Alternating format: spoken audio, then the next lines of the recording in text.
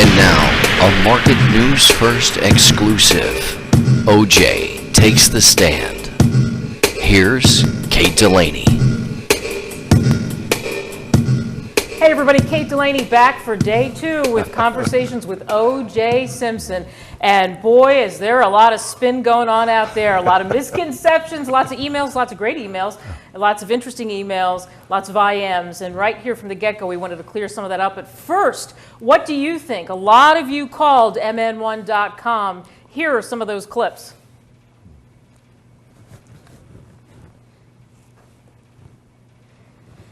Now, after all this has happened and years later, what kind of relationship do you have with your children? Do they trust you, or do they still harbor any feelings towards this whole event that took place years ago? That's what I'd like to know. I don't know if he did it or not. I don't really care. I just want to know, how you doing, OJ? Hi, OJ. Unfortunately, I think he did it. But if anybody knows you like the public doesn't know you, what is the most single thing that gets you upset when you get up in the morning? Hi, OJ. My name is Brooke, and I just want to let you know that I don't judge you. I don't know whether you did, whether you didn't. It's none of my business, so God bless you. All right, that was interesting. Got a wide range of comments, just like I said, with the emails and the IMs, and again, they were viewers. No. Let's talk about a little about of those. You heard some of the comments. Pretty much what you get. Well, that's pretty much what I get on the street. I think many of the people involved in this show have traveled. Last night we went to dinner, and people come over. Most of the time, they're very encouraging. You know, it's God bless you. Don't know if you did it or not. God bless you. Only you and your Lord knows. My kids' relationship, as I spoke of yesterday, is terrific, as everyone knows. I have a very, very loving household and a very active household. One of the things that I was flattered about when I first moved to Miami, and my kids started this very, very top-notch school. Private school that Jeb Bush's kids went to, and Enrique Iglesias' kid went to, and mothers would drop their daughters off at my house to spend the night with my daughter. And you know, that was flattering for me. I'm the only parent there, so that helped me feel accepted in the neighborhood. But in general, what you saw there is what I get on the street. You know, sometimes you get the crazy football fans. Sure. They don't care about anything except they want to talk football or say they saw me play somewhere. A lot of people will talk about, I probably get as much Naked Gun stuff. People calling me Nordberg, the character I played in the Naked Gun, as much as anything. And then you get the people who want to know if I'm one with the Lord. You know, so, but most, I would say, it is rare that I get something negative. It's very, very rare. All right, let's jump into some of those forum questions. We said there's lots of blogs. I forget how many hits we got, 600,000 hits, something like that. So here were some of the questions. I'm going to address a couple that went to me just quickly and get rid of them, and then we're going to go to OJ. Kate Delaney must be some sort of actress because no journalist would give OJ the time of day. I have a journalism degree from Matt Lauer's alma mater, Ohio University. Who cares about that? Except for that, I think anybody would want to do an interview. And you've told me that you have the phones ringing off the hook. And I've had people tell me, can you get me in to see OJ? Well, it's interesting that that person would say that. If you look over the years, I can do an interview a day. Every major network, every major talk show host have their producers have contacted my lawyers over the years to get me to do a show. I mean, I did, finally did, I think on 2 occasions I did shows with Catherine Quire, and of course I did the special with Katie Couric. You know, you get tired of having to go over the same old thing over and over. And as I told you coming here, I'm not here to try to defend myself. I'm here to have a conversation about what my life has really been like over the last 10 years and try to clear up, hopefully, some of the misconceptions people have about me and my life and things that have happened in my past. But I would say this week, if you ask my lawyer, he probably got 15 or 20 requests, especially when they knew I was going to do this show, for people to come on their show. I remember I did Catherine Cryer, and when we got off, one particular host on one of the cable shows was incensed that she did the interview or something. And my lawyer said, just 3 hours ago, plus yesterday, her producer had called for me to come on her show. you know. But you know, most of them want to get you on the show and try to be Marshall Clark and give you the third degree. But you know, I think we've heard enough about most of that. Right, I agree. Here's another question, Kate Delaney, for the attention. You're getting too much attention for doing this interview, which is shameful. This man should be in jail. People should not give him any kind of forum. Ms. Delaney, you're wrong. You're looking for a raise. Give the Goldmans the raise. They deserve it. OJ, I'm telling you, I'm not making any money off of this myself. And No, I had I'm asked, not making any money off You it. said that. I had asked one of the guys to buy me a burger the other day. I'm so hurting right now. Well, it's just interesting that some of these blogs and things are coming from Americans. You know, I always say we're trying to sell our system of justice to the world, and yet we don't respect it here. You know, I went to court. I thought I did it with as much dignity as you could. I think I acted the way you're supposed to act in court. I defended myself vigorously, which every American has a right to spend. The only people who wasn't exposed to the media's coverage of the trial was those 12 jurors. They took those jurors and they put them in and sequestered them. It took them less than 3 hours virtually to come to a conclusion. They went in the room saying, we don't believe none of this stuff. Yeah. And when I speak in public, or when I was talking to various law schools about my trial, it was interesting. I always open it up in questions. I said, what was the single most thing that you thought made me guilty? Well, the most common answer was a Bronco chase. And as I told you yesterday, most people, they were always shocked when I said, put on the Elmo, find in the Elmo, in this case where they brought up the Bronco ride in my trial, because that is, once again, can be construed as guilt. You can, flight can be taken as guilt, right. And that's the law. Mm-hmm. So obviously, if they thought I was running, trying to get away, they would have brought it up in my trial, but they never did because they knew the facts. Here's some more questions. Tell OJ to take a lie detector test. It'll prove 99% if he did or didn't do it. In fact, a lie detector is even more accurate than that. If you think it fails often, do a Google search. You'll find it doesn't fail as much as you think. And we got a ton of those questions. Well, as I said, I told them over and over and over, the prosecution in America, unfortunately, they try to use lie detector tests one way. You know, they're illegal in court. If you pass it, they ignore it. Nobody knows about it. If it's inconclusive, they let it out. I volunteered in writing to the prosecution that week. We will do a lie detector test. We'll do it with your person. We'll do it tomorrow. You know, as long as if you're going to prosecute me, those results will be presented to a jury. They said no. They said no.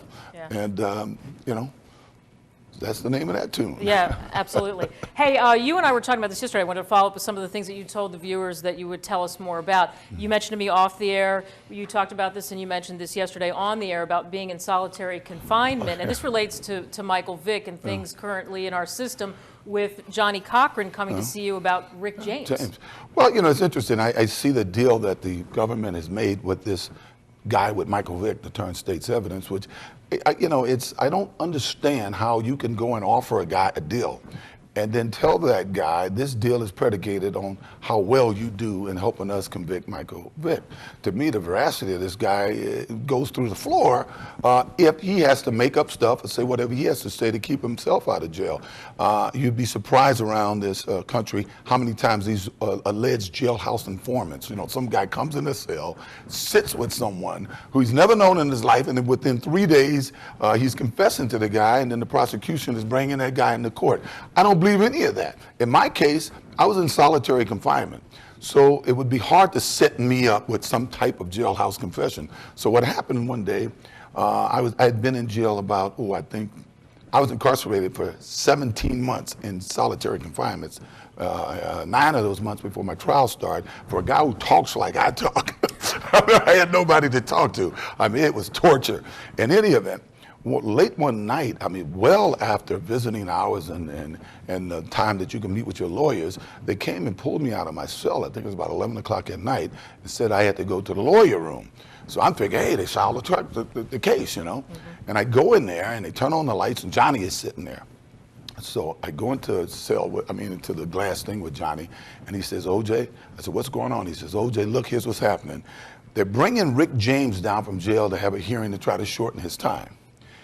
And they're trying to set you up that he's going to testify that you confessed something to him. He says, OJ, do not say one word to him. Now, I'm trying to stop it. but don't say one word to him. They got a camera on you full time. In my cell, there was a camera right outside the cell on me full time. He said, don't even sing. I don't even want them to see your mouth move. He said, I'm going to try to take care of it, because you understand, Johnny used to be a DA, and he had a lot of friends. Matter of fact, William Hodgman, who was the head prosecutor of the team that was prosecuting me, he was a, sort of a disciple of Johnny's. Right. Johnny had taken him under the wing when he first came into the prosecutor's office. So they had given Johnny the heads up. So now when that didn't work, so Johnny was able to keep Rick James from being in this solitary area that I was in, that had about 5 cells, but nobody was in any of the cells but me. So what happened after that, when that didn't work, they had a young rookie deputy try to testify that he heard me confess to Rosie Greer. So Rosie Greer was ministering me during that period of time, and Rosie said it's not true. So what they did was they had a hearing, they brought Rosie in, and Marcia Clark tried to prove that Rosie wasn't a minister. Of course, that didn't work.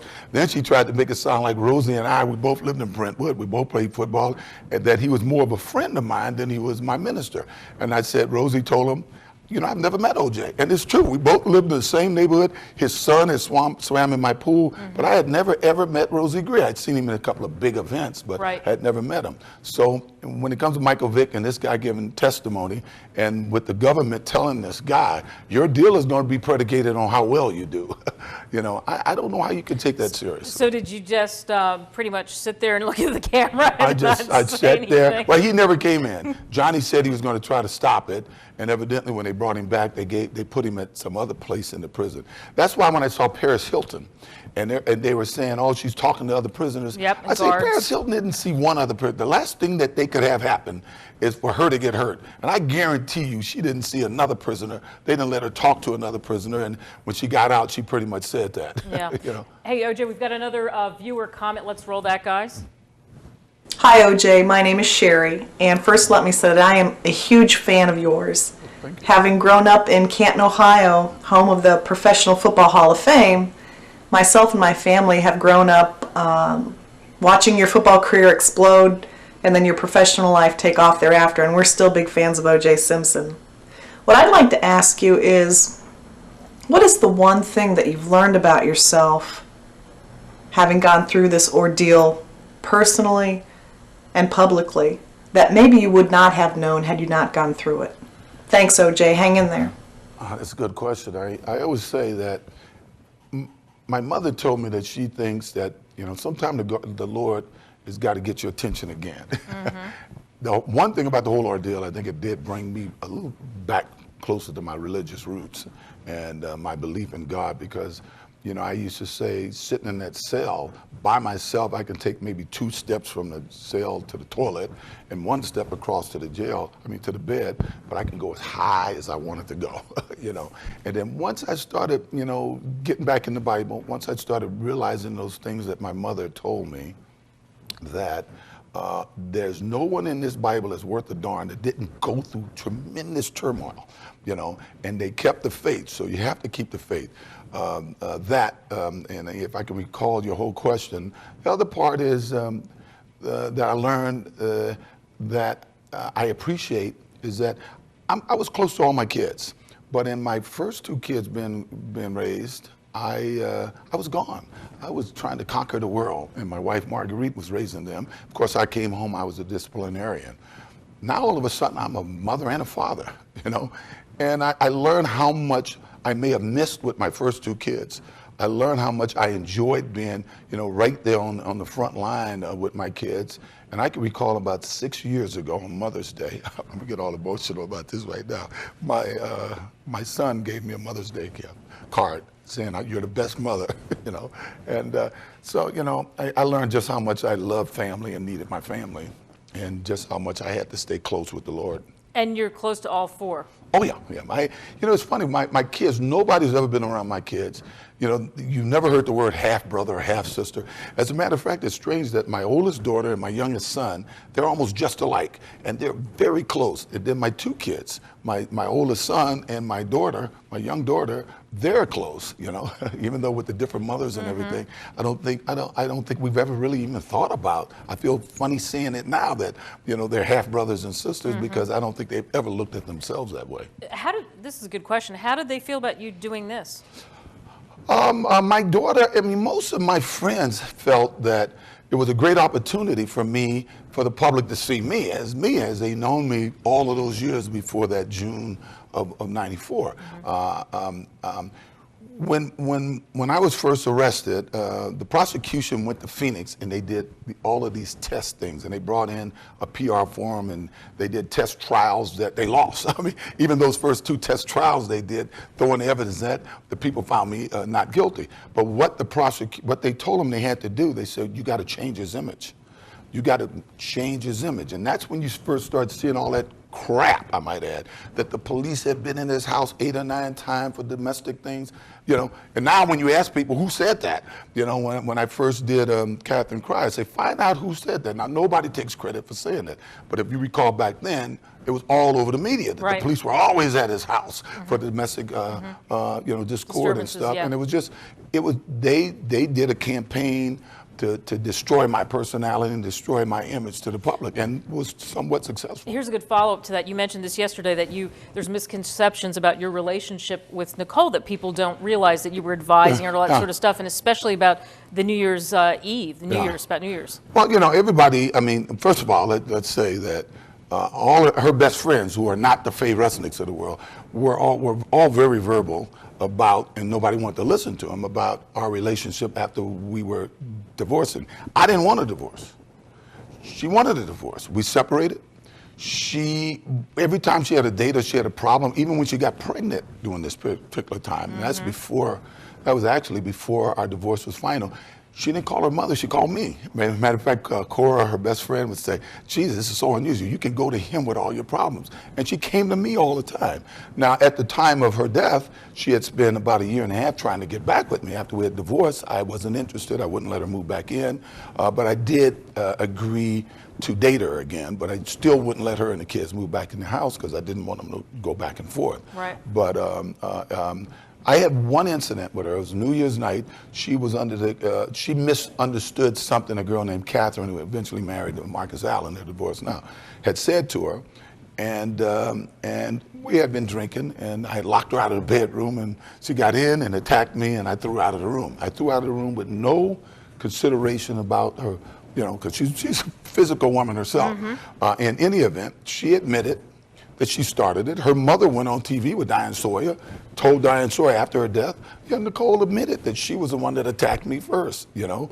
Yet, I'm the poster boy for abuse from that one incident in my life. And I take pride, I do take pride in the fact that every girl I ever dated contacted me when I got out of jail, contacted me when I was in jail. When the police went to them, they went to all of them, all the way back to the 70s and 60s, and ex-wives and everybody, they all said the same thing: that is not OJ. That is not OJ. And many of them, include my girl that I see on and off now, will say they've attacked me many times. They said we've given him plenty of reason to get physical, but I always took pride in that. No, of course not. Because what they did was mount that campaign to destroy my image, and so that they can convict me. You know, and to some extent it worked. Here's a quote for you. After the trial, you told Esquire, "Let's say I committed this crime. Even if I did it, even if I would have to have, I would have had to have been there because I loved her so much." Why did you say that? No, you're misquoting that. What Esquire, and this is what here's how they take a positive story. How this thing came about is it was a big debate of how the public reacted to me. Esquire sent this girl who was in Europe during the trial. She's a journalist.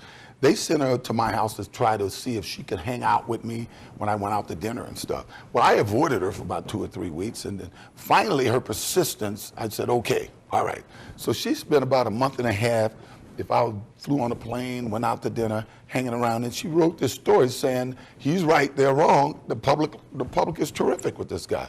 But in the course of the story, we were talking about something that I was making a point in using a hypothetical. I said, hypothetically, If you think I kill her, you think I kill her, I must have loved her, right? So if I loved her and she's doing everything she can do to get back with me, why would I have to kill her?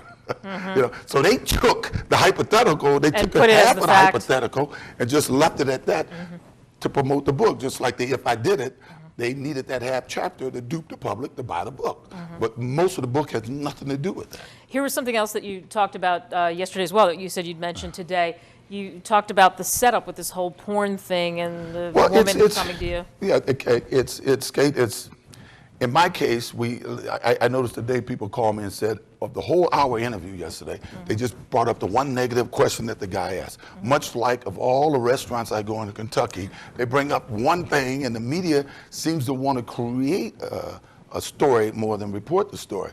I had you may have saw the story a few years back that I did a porn video, right? Of course I've not done a porn video, but here's the truth behind, here's the story behind that. They went and got a guy who was a former friend of mine, who I was still doing some business with. And they searched for 3 weeks. He went to strip clubs and stuff around the country to find a girl, he said, to find the kind of girl that I would be attracted to, right? So what the setup was, he came into town to do some autographs with me, and then we went out and had some drinks. While we were out having drinks, we happened to meet this girl. This girl was there or something, and as I said, they hunted for a girl that they knew I would kind of be attracted to, right? And she talks to us, and everything is nice, and boom, boom, boom. We had some drinks together. Now we're leaving, and she asks, hey, could you drop us off? And coincidentally, she stays right near where I have to drop him off. So we get there, and she says, hey, you know what? I did a shoot today, and they got a lot of left champagne. Come on up and have a drink, right? Well, I'm single. Well, I can do what I want to do, right? So I go up and have a drink, and I don't know. She goes to the restroom, and I'm looking around the room, and something that had just happened before that. Frank Gifford had got set up with some girl in the room. If you recall that, Frank Gifford had got set up with a stewardess, and it turns out it was a planned setup, and they had cameras all over the room. And when it came out, I knew he wanted to sue because Kathy Lee was pissed.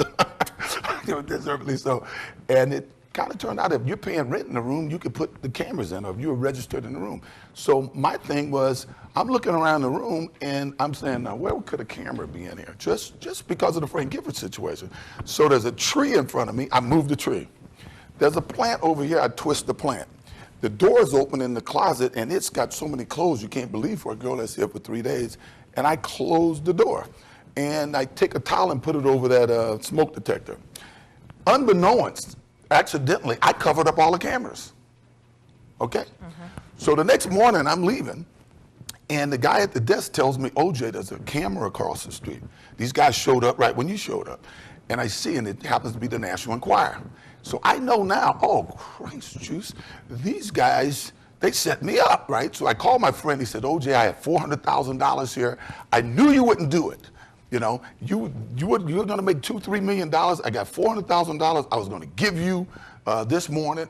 I was gonna give it to you, and it'd be great for your kids, and I know you wouldn't do this. I said, of course I wouldn't do it. I got daughters, and I'm pissed thinking they got me, right? He said, but OJ, they're mad at me because they think I told you when you moved all those things around, you moved all the cameras.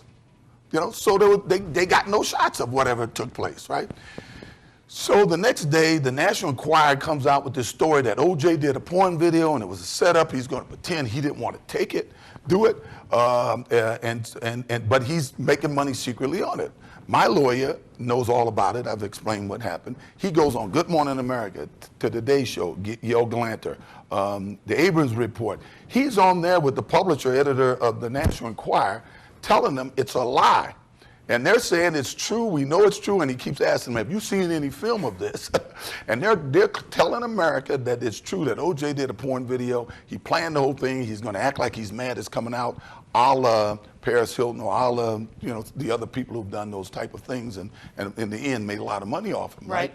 And I'm, to this day, now we know it's not true to this day. I mean, I think they tried to do a video with a body type, and they don't scare, it's all gay, they're simulated. But I asked myself, why didn't any of these shows, ABC, Good Morning America, any of these guys go back and hold the National Enquirer and these people involved that to task? why would they, first of all, it's solicitation. They were like pimps. They paid some girl to have sex with me, right? That's illegal in itself, right? You know, and nobody seems appalled by it. Nobody seems upset by it, and nobody of all the shows I went on that editor, that lady claimed that this was true. We know it's not true. Nobody has called her to task on it. Yeah, and so there we go again, clearing up another misconception. Hey, we've got to step aside because we're going to take IMs and phone calls, and we can hear the phone calls. So it's all good, everybody out there. Yeah. That's coming up next as we continue our conversation with O.J. Simpson.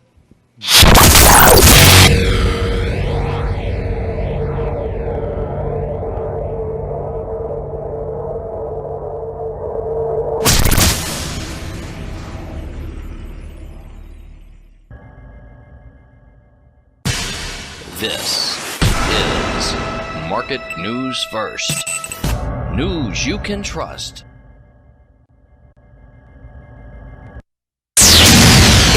And now, a Market News First exclusive. OJ takes the stand.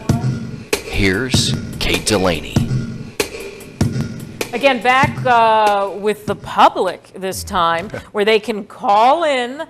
And I want to ask you this question because you got really reamed all over the place about certain questions that were asked last night.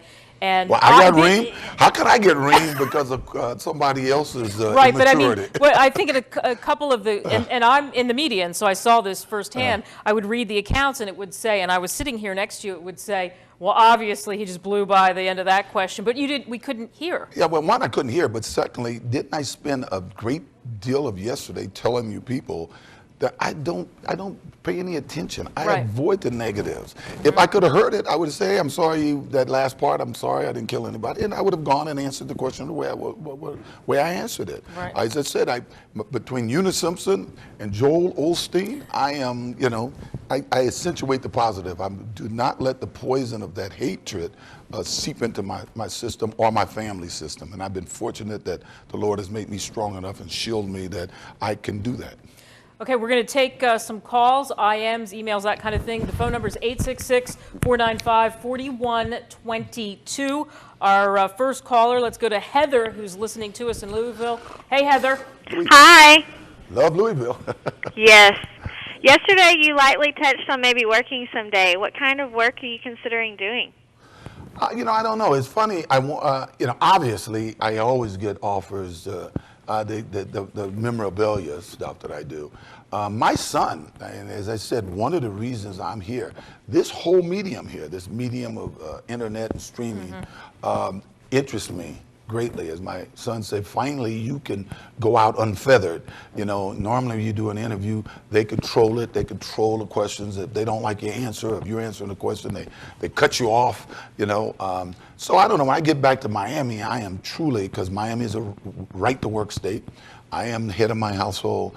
I'm going to look deeply into this internet stuff. I love sports, and I like to think Roone Arledge, who's probably the biggest name ever in sports television, hired me before I went to the Buffalo Bills. He hired me while I was still going to college. And I spent most of my career working in television and sports television. And I have opinions, all of my friends call me every week, and I don't bet, so I don't bet football, but most of my friends do, or they got the fantasy football thing going. So virtually everybody I know that I play golf with at the golf course on Wednesdays and Thursdays, they're running this whole fantasy football thing down by me, or the guys who actually, I guess, bet on games do. So I don't know. I watch all sports. I keep up with the sports, and this medium is a medium that really interests me. Hopefully I can maybe do something in that. All right, 866-495-4122. We've got some IMs. This one from Robert Claire Dye, who says, what effects did you think the trial had on the racial divide in America? What did you think about it before and after the trial? We sort of talked about that a little bit yesterday. Yeah, no, I think what it did was let us know that we have a long way to go, that there is a difference in there. Unfortunately, I hate to be the instrument of that, but I think more than anything, it let America know that there's still a big, we view our existence as Americans and certainly the legal system differently, the blacks and whites, we do. All right, John is listening to us in L.A., I think. Hi, John. Hi, my name is John Ziegler. I'm a talk show host in Los Angeles and a good friend of Ken Goldman's. First of all, let me say this entire sham interview is a total disgrace to humanity. All right, that actually is, I know who John is. He does a talk show on KFI in Los Angeles. It's funny, we all call KFI KKKFI. You know, we do. You know, it's interesting how this is America where everybody's supposed to be able to express themselves. And for 10 years, people like these people at KKI has tried to get one point of view out. Now, you've never heard me say Fred Goldman shouldn't have the right to go out and say whatever he says. I don't know if I would be doing anything different than he would be doing if I thought somebody killed my son. But why do we have this group of people, and this, if you look throughout history, it's that type of attitude who's tried to dominate what people say. We're over in Iraq because we think it should be a democracy. Everybody should have the say, the Sunnis, the Shiites, and everything. But here in America, people like these people at KKKFI, they only want one side of the story. They don't want you to be able to answer. They want to talk about you, and they don't want you to be able to respond to it. You know, this is perfect promo for them. They're going to lift this. It's fine. I don't care. It doesn't bother me. Yeah. But my point is, this guy is in the medium. You say you know this guy. He's in the medium. Why would he think in America that we shouldn't be able to hear both sides? Why? Now, Goldman's them, if it's a porn video, if it was all bogus stories about me, he's always on TV commenting about it, yet he always tells me that I'm the media hog. I went 7, 8 years doing nothing, seeing him on TV almost once a month, right? He tried to get a TV show out of it. He tried to get a radio show out of it. He was no good. He couldn't get it. That's trying to pimp this situation. Now, I've sat back. When he goes on, he calls me a murderer. Whatever names Kim and him call me, hey, it's their right to do it. You've never heard me complain about it, right? I also have a right. I also have the right to speak out and say what I want to say too. All right, and along those same lines, this fits what I would ask, and also in IM, what do you hope for in the future in the media? This is what we've been talking about. How do you think IPTV, which is what this is, or stations like MN1.com will help other people who have been convicted by a jury have a voice? Well, I would hope that you will get a lot of those people who finally would like to be in a medium where they can really express themselves. Most of us have been attacked. Things are said about us, and if you go into the mainstream media, they edit you to the degree. I'll tell you an interesting story. Barbara Walters, a week after my arrest, Barbara Walters on 2020, at the end of the show, gave a report that O.J. Simpson, we just found out, she says, that O.J. Simpson's contract with Hertz was up, and he's not renewing it. His contract with NBC was up, and they weren't renewing it. And those are my main two contracts, and that he was paying in the neighborhood of $50,000 a month in child support and alimony.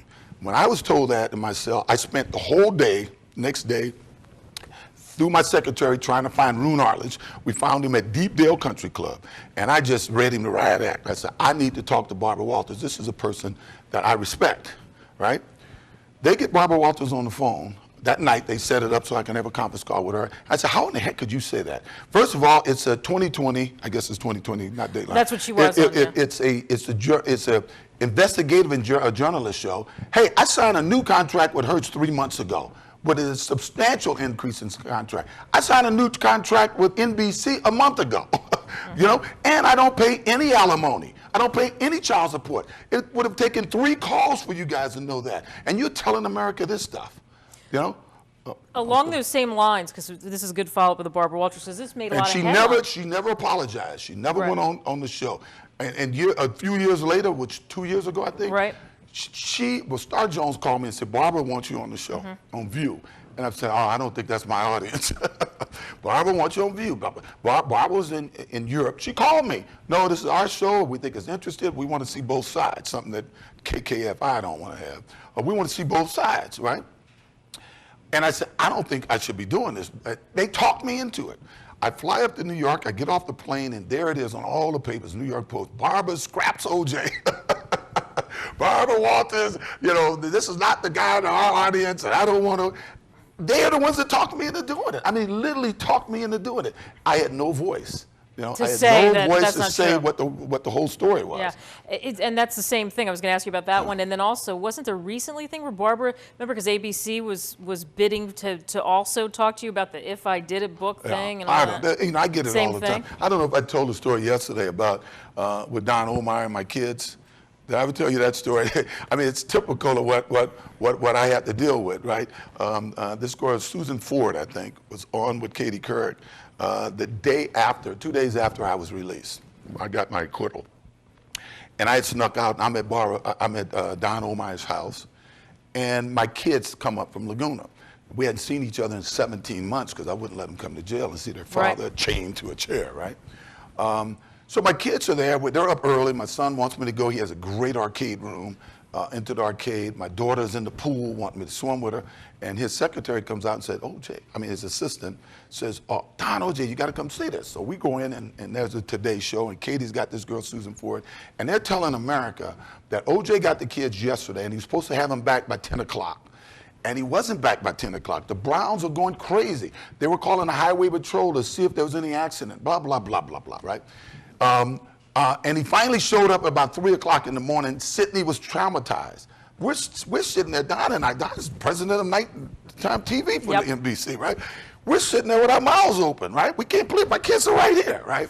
So Don calls the head of news, and first he calls the Today Show and tells them, this story is not true. They say, oh no, we got to confirm. We got to confirm. So who's your source? The story is not true. So he calls the head of the network, and he goes into the head of the news, and they go through a whole conversation about it.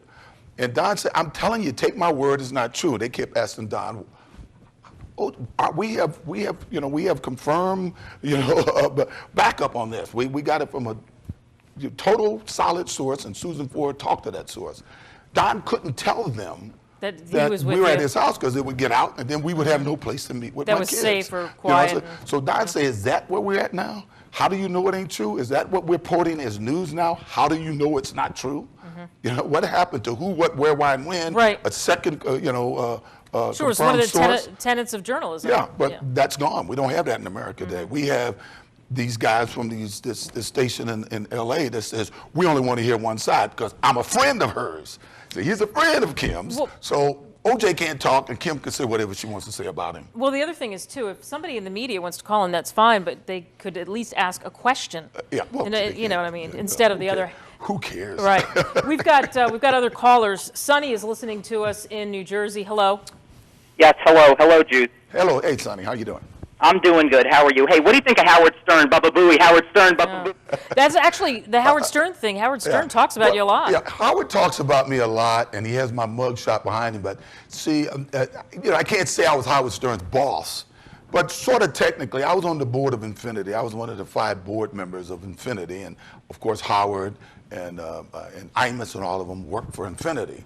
You know, so I had very little contact with Howard. I mean, we had to meet a lot because back then we were trying to expand where we can own more than like 19 stations, and the biggest problem we had was the mothers against, the whatever in radio was against Howard in D.C. We were getting fined, by the FCC because of Howard. Fines, yeah. So it was sort of a problem. But the way I view Howard, I happen to be entertained by Howard.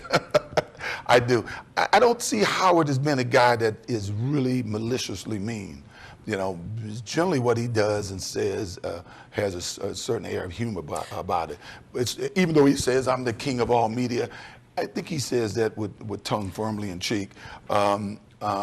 It's the people who, like the guy that we heard, who really think their opinion is the only opinion, and they're the only opinion that could be out there, that anybody who tries to show the other side is underhanded and dirty and not worthy. Right. As we said in the beginning, we heard the questions. 866-495-4122. Let's take some more. Mario is listening to us in L.A.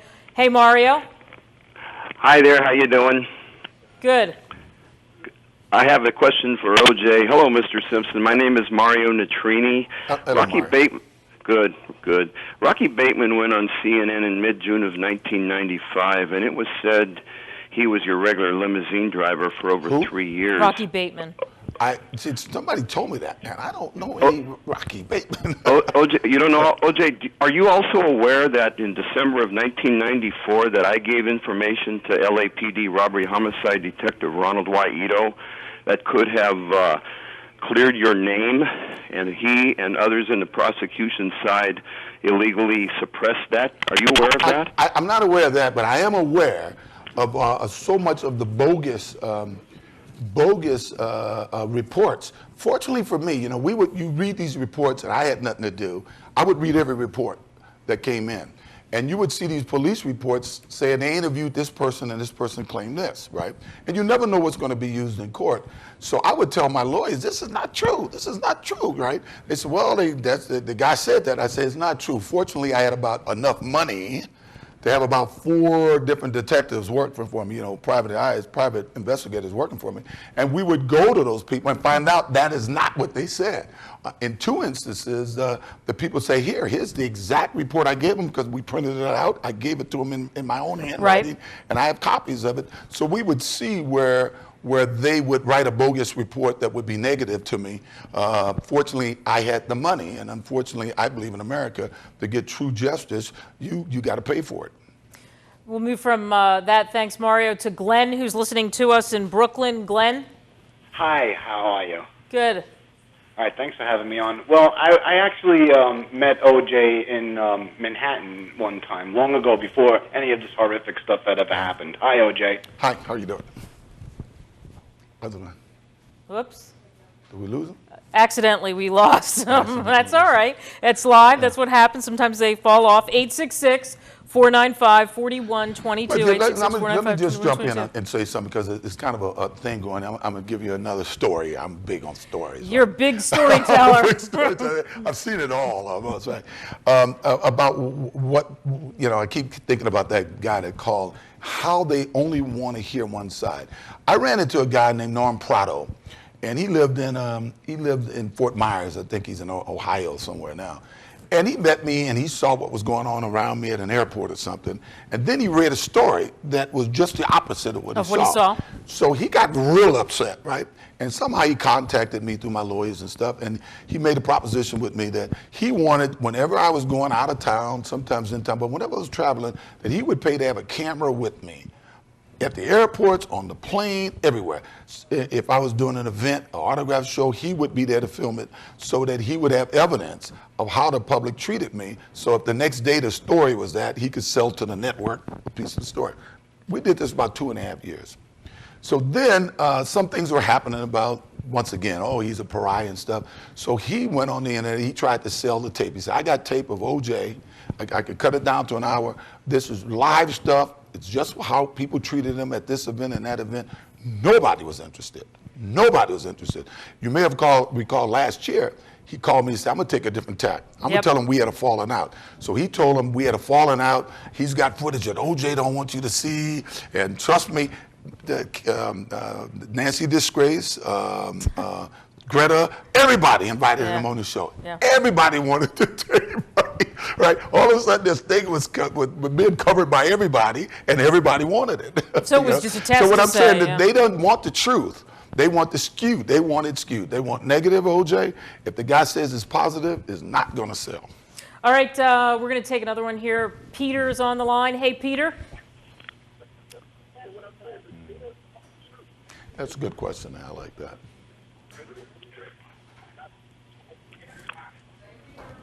Peter. Hi. Hey, Peter. Hi, Peter. What's your question? Hi, OJ. Hey, Peter. I'm a USC grad, and I've been a fan of yours forever. We are. The one thing I've heard about Fred Goldman, he's said all these horrible things about you, and this is a man that left his wife for his secretary. This is a man that's saying all these horrible, terrible things about you. You were vindicated from your crime. If Mr. Goldman really thought that you actually killed his son, wouldn't you be worried about him taking justice in his own hands?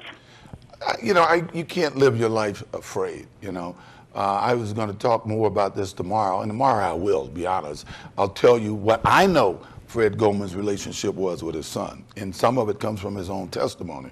And it's kind of a shame that now he's trying to make money on it. I mean, this book, I always say that what's happening with this book deal, how he fought because it was immoral, and so until he got the money, now he's getting the money, and he don't care how it makes the Browns feel. He don't care about all those people that supported him out there in his argument to keep the book from coming out. He's no different than what he claimed Rupert Murdoch was, what he can't claim Judith Reagan was, jackals who were money hungry. That's exactly what he is. I've told people forever, it's only been about the money. That's all it is. And I'll tell you a little bit about his relationship with his son tomorrow.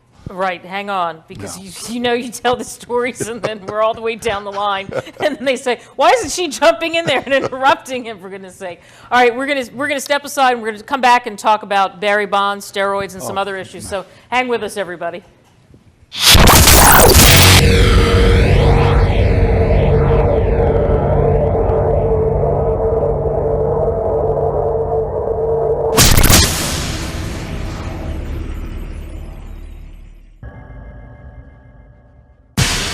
This is Market News First.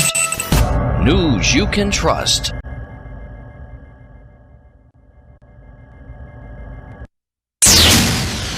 And now, a Market News First exclusive. OJ takes the stand. Here's Kate Delaney.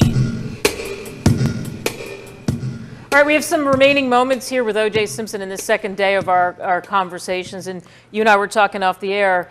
I'll let you say it. Well, but no, it's one of the camera guys pointed it out to me. He says, it's funny that guy talking about you covering me. You know, in America, you have a choice to turn it off. This guy, I guarantee you, this is going to be his whole show. Mm-hmm. So in a sense, he's covering me from the hater point of view, but he's doing the same thing you're doing. He will pimp it. Probably because he doesn't have to cover it. You're right. If it's a sham, then just don't ignore it. Ignore it. Yeah. That's the choice. That's the right you have in America. Right. When you're a talk radio host, you pick the topics. Yeah. Hey, we've got some more IMs. OJ, do you think equality among the human race is possible? Well, that's a loaded question. Well, to be honest, I would say no. I think I remember years ago I saw a show where the pygmies was cutting off the Watusi's hands. I was doing a movie in South Africa back in I think it was 74, 75, and doing the movie, I ended up having kind of a relationship with a white girl, Mart Adams, Octopus and all those, and James Bond. And we'd be walking around holding hands, and this was during apartheid. But what was curious, of course, they were real sensitive to me. I was America's top athlete. I won the Superstars and movie, and they were worried about getting boycotted from the 76 Olympics, which they did anyway. So they kind of treated me with kid gloves, and the Towering Inferno was starting there, and I gave a big speech there. In any event, I got invited to these people's house for dinner who looked like my family. They could have been my cousin. Turns out they were called colored. They were categorized as colored. And to sit with them and hear them talk about the blacks, it was like I was in the deep south at some white guy's house, and he was talking about the blacks on the other side of town. Right. So I don't think so. I think this tolerance of more of us that could be in the middle and try to show tolerance. That's the best it is. Everybody's gonna try to be a wrong up on someone else, and I don't know. I don't see it. Do you think that's what you're ingrained with sometimes when you're young, and that's those things that you grow up with, Yeah, that's why, I always said I never had any hatred for like Mark Furman, for instance, because that kind of attitudes that he expressed on the tape, that he expressed to the shrink at the LAPD office about his feelings towards blacks and Mexicans and stuff, it's almost a sickness. It's something that you're ingrained in as a kid. You know what I'm saying? I don't think he was just a guy that grew up and just became an evil person. I think it was something that he was raised with. And from the stories we had heard about his youth, it was. How about Barry Bonds, of course, in the news? He's just about ready to break the record for Hank Aaron. He needs one more to go over. And what do you think about the whole deal with steroids? Does it matter if he was juiced? We don't know. I don't think I can be juiced and I still can't hit them sliders and those knuckleballs. Really, I don't know. I feel like I saw Sparky Anderson yesterday, and he to me, he said the most intelligent thing. He said, this guy was great as a kid, and he's great now, and until somebody proved to me that he's on steroids. Until he's convicted of something, I'm going to honor what he does. And that's how I feel. Steroids, when I came into the league, steroids wasn't around. The few guys that would mess with it, and it was certainly not as sophisticated as it is now, was some college defensive end was 218 pounds, 6'3". He had to put the weight on. And you couldn't put enough weight on. When I came into the league, all the guys were drinkers. You see these guys with big bellies and stuff. And I remember as a #1 draft choice, you had to bring donuts every day. And during hunting season, you had to check all the trucks outside the stadium because these guys would get up early, go hunt, get drunk, and be laying in the trucks. So you had to make sure they didn't miss the meeting. Somewhere around 72-3, the league changed and they were smoking pot. That whole generation came in that was pot smokers, and unfortunately I was out of the game, but across America in the 80s it became the cocaine 80s, and that's when you saw things like David Thompson and stuff happens. For whatever reason, the whole steroid thing has become the big thing in recent years, and I don't know what to tell you. I don't know if Barry did or didn't. I could care less. He's hitting those home runs, and until he's convicted, I'm gonna honor it. Do you think he gets a fair shake? Oh, no. Outside of San Francisco, I would say not. I mean, I look at Ricky Williams, a good Texas guy. I'm here in Texas. Ricky Williams he's applauded by his coaches. He's applauded by his teammates of what he does on the field. Now, if he wants to go down the 9 Mile on the off season and go up there and walk in the grass barefooted and smoke ganji, I could care less. 15 years from now, who's going to care? So to me, when he's on the football field, when he's practicing, if he's giving it his all, that's the only thing that matters to me in a case like that, especially when it comes to marijuana. But a lot of players wouldn't say that because that would be they would. politically incorrect. I know for years, and I don't know if it's still true, that the NBA wouldn't even let you test guys for it, for marijuana, that is, unless they've had a conviction in some way, in some way. I know in my personal feeling, is that I would take it over alcohol or any other drug. If I had to choose one that you had to live with, I would take marijuana over alcohol, over any other drug I've heard about. Did you think guys back in your era looked after each other a little bit more than they do now? Because sometimes there's a little more leaks in locker rooms. Oh, no, well, when I played, we didn't have all of these stations. We didn't even have ESPN. That's how old I am, right? It's ingrained throughout our society. Teddy Roosevelt, Dwight Eisenhower, these guys could have affairs. Who cared? As long as they ran the country with proficiency, nobody cared, right? I mean, let's face the facts. Even John Kennedy, we now know, but nobody really cared. Now everybody's into everybody's personal life, and it's out there. It's the blogging, yeah, there's just too much competition for stories, and because of that competition with all the news outlets and everything, it's much easier to criticize than to praise. So it's much easier to dig and try to find a negative story than it is to. But doesn't that say that that's what sells? Evidently, that's what the public wants. Yeah. It's the most outrageous people. I mean, in some sense, starting with Howard Stern, is almost the most outrageous personalities. There's no way you could compare Nancy Disgrace to Catherine Cryer, right? Catherine Cryer, former judge, integrity, everything, and she's no big fan of mine, so I'm not talking about who's a fan of mine. Sure, you're just talking about her. But it appears as Nancy gets a little more notoriety, opportunities than Catherine Cryer does. All right, once again, you have eaten up all the airtime, so we're going to come back for day 3. Talk about more misconceptions. I'm sure there'll be more media stuff. Tomorrow, let's focus on all these various people in my life. We will I'm do gonna play that. a game. You say a name, and I'll tell you everything I know about it. We'll see you tomorrow.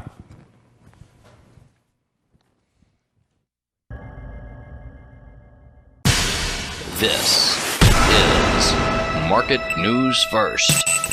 News you can trust.